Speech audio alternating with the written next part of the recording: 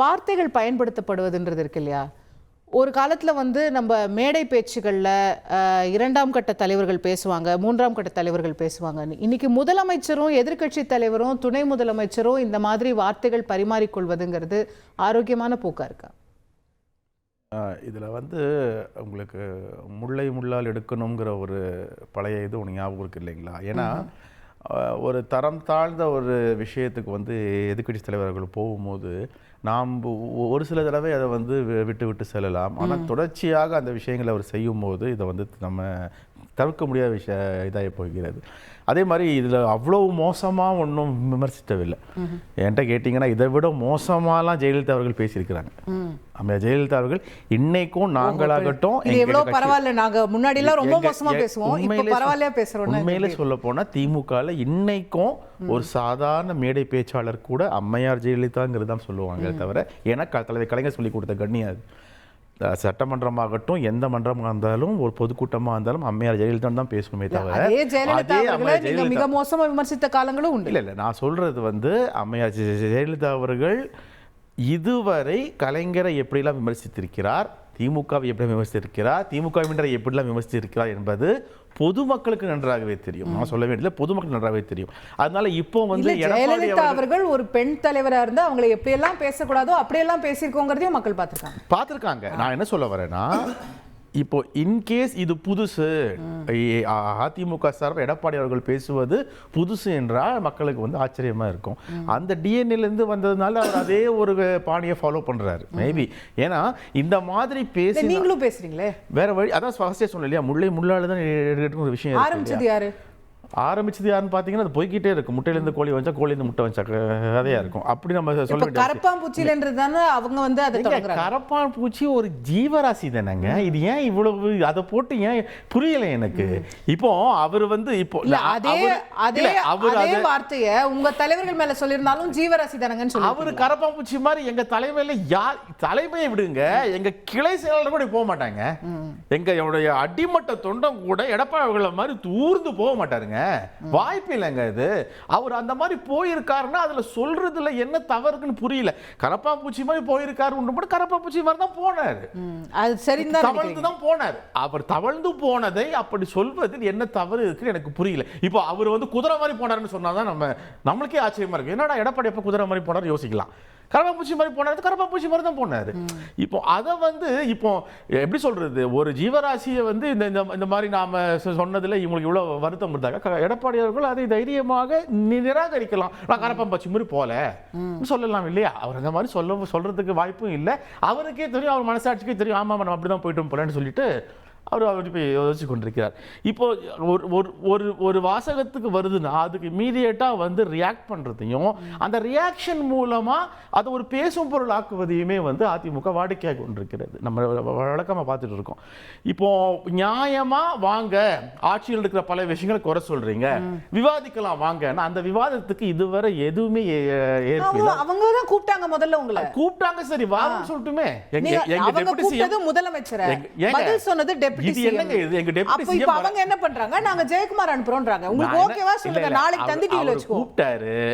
அவர் கூப்பிட்டாரு, யாரு நீங்க வரீங்களான்னு சொல்ற விவாதத்துக்கு டெப்யூட்டி சிஎம் வரேன்ட்டாரு. யாரும் வரணும், எடப்பாடி வரணும் இல்லையா? அதான் சார், அவர் கூப்பிட்டது சிஎம் வரலன்னு போய் இப்ப அவங்க ஜெயக்குமார் அனுப்புறேன். உங்களுக்கு ஒண்ணு புரியல. இப்போ உதயநிதி வெர்சஸ் ஜெயக்குமார்ல உங்களுக்கு ப்ராப்ளம் ஓகேவா? உங்களுக்கு நான் உங்களுக்கு சொல்றது புரியல. சீஃப் மினிஸ்டர் வந்து ஒருத்தர் வந்து விவாதத்துக்கு வர சொல்றாரு. சீஃப் மினிஸ்டரோட பொறுப்புல யாருக்கு, ஆப்போசிஷன் லீடருக்கு சீஃப் மினிஸ்டரோட பொறுப்புல டெப்யூட்டி சீஃப் மினிஸ்டர் வராரு. ஜெயக்குமார் யாரு? டெப்யூட்டி ஆப்போசிஷன் லீடரா? அப்படி ஒரு பொறுப்பு அவருக்கு இருக்குதா? அப்போ அந்த தார்மீக உரிமையை உதயகுமார் வந்தா ஏத்துப்பீங்களா? இல்ல எதிர்க்கட்சி துணைத் தலைவர் வந்தா ஏத்துப்பீங்களா? எனக்கு புரியல. இப்போ நீங்க சொல்றீங்கல்ல அவர் வந்து இவர் வராரு, அப்படி கிடையாதுங்க. ஒருத்தர் வந்து சவால் விடுகிறார், அதற்கு வந்து பொறுப்பான துணை முதல்வர் நான் வருகிறேன், அதுக்கப்புறம் பேச்சே இல்ல. அதுக்கப்புறம் தான் ஜெயக்குமார் சொல்லிருக்காரு. அதான் சொல்றேன். இப்போ அதை விட்டுட்டு தனி மனித தாக்குதல் எப்படி பண்ணலாம், இதை எப்படி பேசலாம், என்ன இப்படி சொல்லிட்டாரு, ஐயோ குய்யோ, என்ன இந்த மாதிரி பேசிட்டாரு, ஐயோ குய்யோ, என்ன வந்து கரப்பாம்பூச்சின்ட்டாரு, ஐயோ குய்யோன்னு சொல்லிட்டு மக்கள் கிட்ட இது போன்ற விஷயத்தில் கூட அனுதாபம் தேடும் நிலைமைக்கு அதிமுக வந்துச்சு பாத்தீங்களா? ஏன்னா அதிமுகவையும் இவங்களோட இந்த கூட்டணி நாடகத்தையும் மக்கள் நம்புறதுக்கு தயாரா இல்லை. இதை விட முக்கியம் என்னன்னா, எடப்பாடி அவர்களை நம்புவதற்கு அதிமுக காரங்களே தயாரா இல்லை. அந்த நிலைமையில் அவர் இருக்கும்போது தன்னுடைய இருப்பை காட்டிக்கொள்ள இது போன்ற விஷயங்களை பெரிதாக தினமும் பேச வைத்து தந்தி போன்ற ஊடகங்கள் இதை பேசும் பொருளாக்க வேண்டும் என்பதற்காக எடப்பாடி அவர்கள் முயலும் யுக்தி இது அண்ணாமலை அவர்கள் வர்ற வரையும் பரபரப்பா இருக்கும். அண்ணாமலை அவர்கள் வந்த உடனே இவரோட வேலையை அவர் எடுத்துப்பாரு. இவரோட வேலை இவர் என்ன சொல்வாரு, இப்போ அதான் நடந்துட்டு இருக்கு. அதான் எங்க டெப்யூட்டி சிஎம் ரொம்ப தெளிவா சொல்லியிருக்காரு.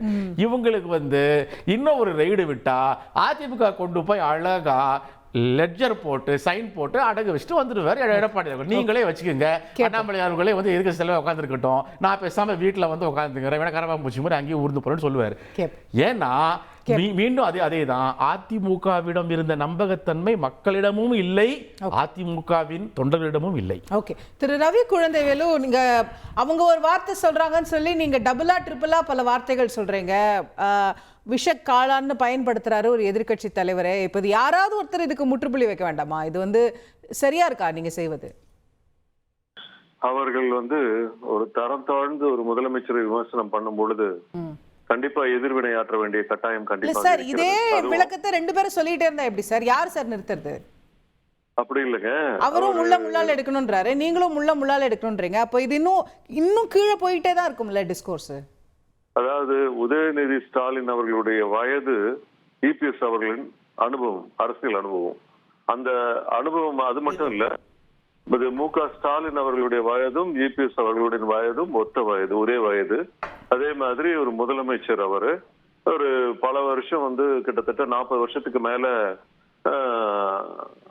அமைச்சரா இருந்திருக்காரு, இப்போ கட்சி பொறுப்புல இருந்திருக்காரு. ஒரு மூத்த அரசியல்வாதி, ஒரு நாகரிகம் தெரிந்து ஒரு அரசியல் குடும்பத்தில் பிறந்து வளர்ந்தவர்கள். ஒரு முன்னாள் முதலமைச்சரோட பேரன், முதலமைச்சருடைய மகன், இன்னும் அந்த ஒரு கட்சியினுடைய தலைவர். 70 வருட பாரம்பரியம், அரசியல் பாரம்பரியம் இருக்கிறது.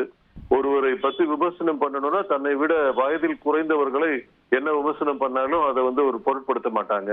தன்னை விட தன் தந்தை வயதுடைய ஒத்த வயதுடைய அந்த ஒரு முதலமைச்சர் நிலையில் இருந்த ஒரு மிகப்பெரிய திராவிட கட்சியினுடைய பொதுச் செயலாளரை ஒரு சிறுவர் மாதிரி இருக்கிறவர் ஒருத்தர் பண்ணும்பொழுது கண்டிப்பாக எல்லாருமே மக்களே முகம் துடித்து பார்ப்பார்கள். இல்ல அதுதான் இப்போ ரெண்டு பேருமே யார் சொன்னது இதை விட இந்த வார்த்தை மோசமா இந்த வார்த்தை மோசமான்றதுல விவாதம் போயிட்டு இருக்கே தவிர யாராவது நாங்க பேசவே இல்லைங்க, ஒரு மோசமான வார்த்தை கூட நாங்க பேசவே இல்லைன்னு ரெண்டு பேருமே சொல்ல முடியல.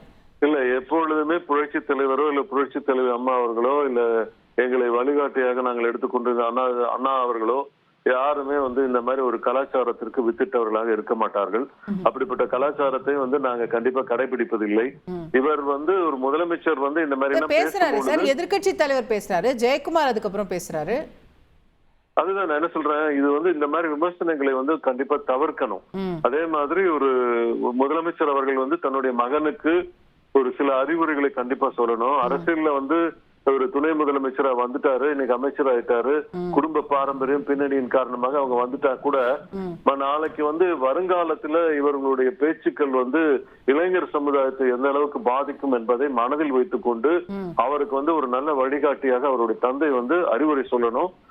தாத்தா முதலமைச்சராக இருந்திருக்காரு, கட்சியினுடைய தலைவராக இருந்திருக்காரு. நமக்கு ஒரு 70 வருட பாரம்பரியம் இருக்கிறது.